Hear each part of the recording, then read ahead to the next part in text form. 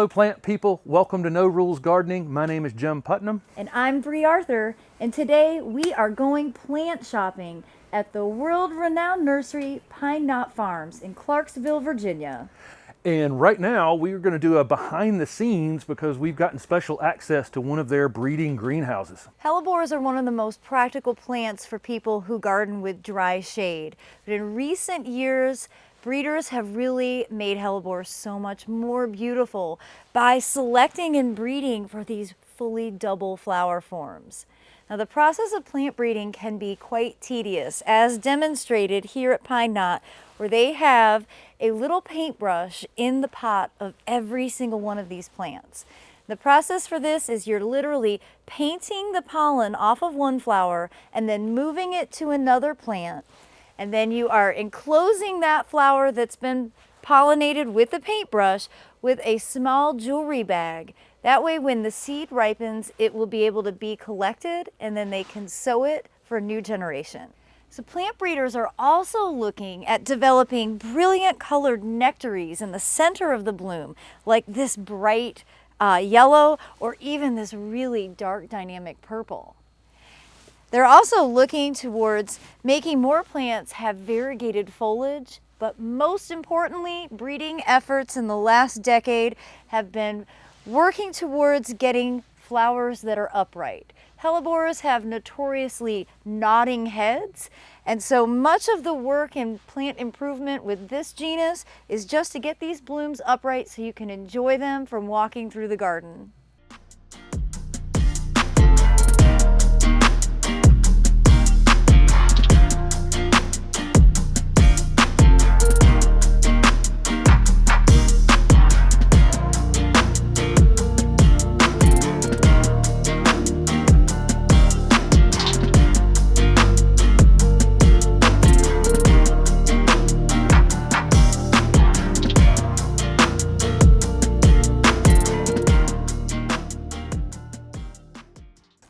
Look at all the awesome plants we scored here at Pine Knot. I know, let's head home and get busy planting. Pine Knot Hellebore Farm has so many amazing plants available, and it's way beyond just hellebores. You might recognize this plant from our sun-loving winter interest tour from the J.C. Ralston Arboretum. This is Iris unguicularis, and I am thrilled to finally have one in my home garden. Another plant that I have long needed to add is this great epimedium. This is a variety called sulphureum, and it will have fragrant yellow flowers in the next few weeks.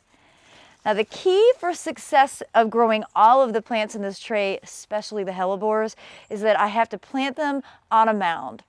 You see, I live down here in South Wake County, Central North Carolina, Zone 7, and I live in a very, very wet property. So these all love dry shade. Everything that I have is essentially a swamp.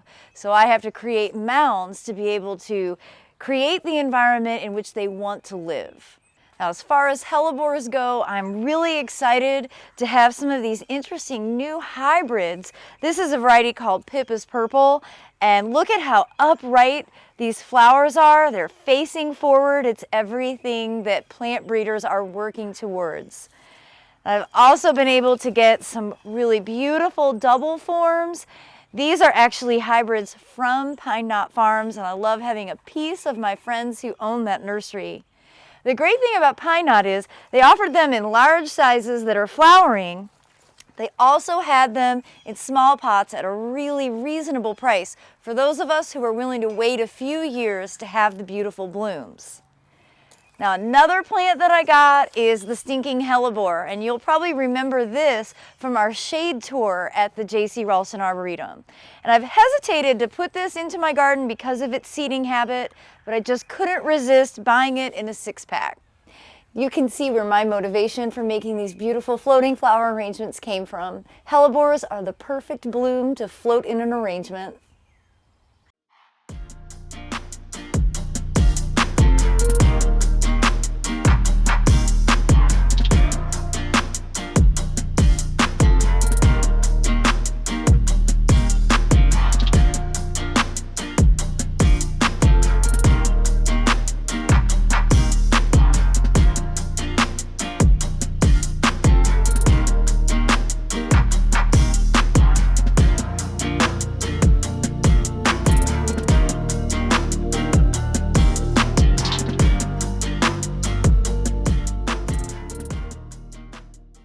So back in my place in Raleigh, I'm about to put my things in that I got from Pine Knot while Brie and I were up there. I think you can see Holly through the glass here behind me.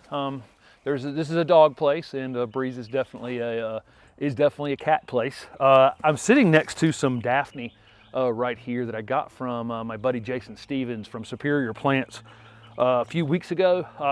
These are also available at the Pine Knot sale as well. He's got his shrubs up there, and these Daphne are in full bloom. They're almost overwhelming sitting next to them right here. I also got one of the epimediums that Brie showed as well, and these will have bright yellow flowers here in the next few weeks. I got this hellebore here. This is Helleborus Ice and Roses Red. I got a similar pink one last year. I love this series. It's got beautiful foliage, and the flowers are up big and tall on it. My other one back here is starting to bloom now. And then I got a beautiful double white variety right here that I can't wait to get in the ground. And then a few other smaller ones, like she said, you know, they got them in all different sizes. The smallest ones here will definitely be another year or two before they start to bloom. Well, they'll probably get a couple blooms next year. And I also got some Helleborus fetidus, or the stinking hellebore, same as she did. I will show you some video here as I'm talking about this. Very different habit on this Helleborus than the others. It takes years for these to really to start to colonize in any way and spread and come up from seed and mix together and blend through the garden. Years and years, really. This is definitely an exception. The stinking hellebores can really colonize a space within, you know, just a few years. Not out of control, super easy to get back under control, but they will try to. They're a bit more aggressive in the garden, but super showy. One of the first things to bloom every spring, a great sign of spring, really. So there you go. That's what I got from my trip to Pine Knot with Brie.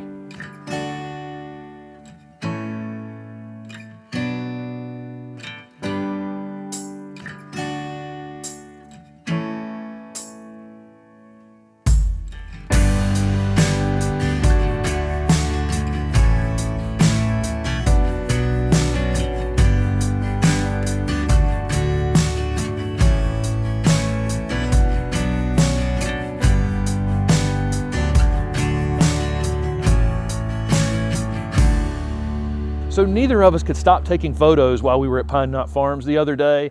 We both pulled together our 3 favorites. So we want to hear from you. Write in the comments below which one of these flowers is your favorite. And while you're at it, don't forget to like and subscribe.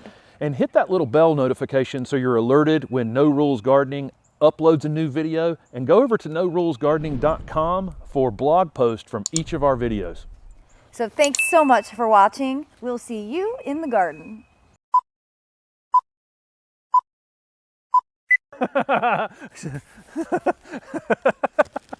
Don't do that. We're recording. Okay, all right. Okay. You need me skipping through here? Yes, skipping. That's definitely the... Wow, look at all the awesome plants we scored at Pine Knot. I know. Let's get home and get planting. Get busy planting. Get busy planting. Okay, go ahead. Okay. Wow, look at all the awesome plants we scored here at Pine Knot. I know. Let's get home and let's get planting. Get busy planting. Get busy planting. Why can't I say busy planting? Let's head home and get busy planting. Let's head home and get busy planting. Okay. I got it. No doubt. Okay. Wow, look at all the awesome plants we scored here at Pine Knot. I know. Let's get home and get busy planting. I got to say it better. Let's head home. Let's head home and get busy planting. I got it. Okay. For sure. For sure. Let's get home and get busy. Let's head home. Let's head home and get busy planting. Yeah, it's obvious. Okay. It's obvious what I was going to say. It's obvious. Yeah. Okay, you got it? Okay. All right. Wow, look at all the awesome plants we scored here at Pine Knot. I know. Let's get home and get busy planting. Let's get home and get busy planting. No, let's head home. Head home. Why is it got to be head? Or drive home? Let's drive home.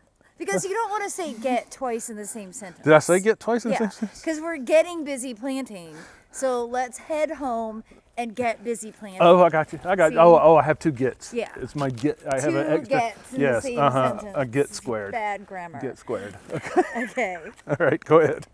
Yeah. It was a minute and 51 seconds. Yeah, right. A minute and 51 seconds of brilliance. Okay. All right. Go ahead. Are you ready? I got about half battery, which is more than enough. Okay. So that's the way we're starting, huh?